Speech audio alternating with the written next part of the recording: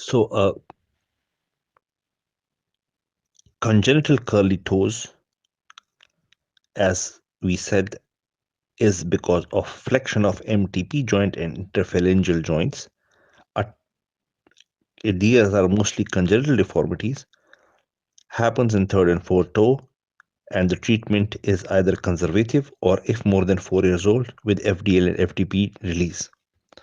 A mallet toe is basically when there is a flexion at the DIP joint, and this happens because of contraction of FDL, and if indicated, FDL can be excised.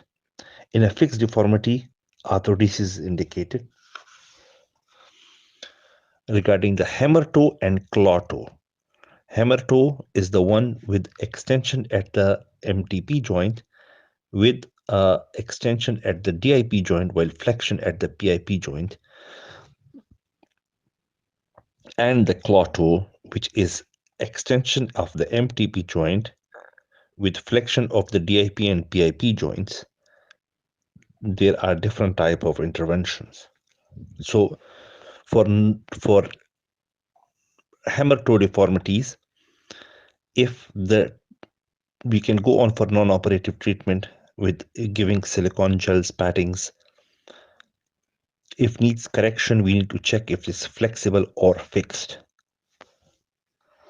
If it's flexible, we can do extensor tendon lengthening with Z-plasty or FDP tenotomy if FDP is tight.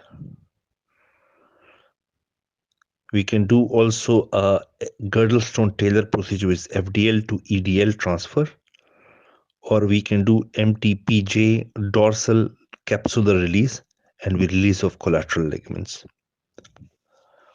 If it's fixed deformity, a resection arthroplasty is possible with the PIP joint.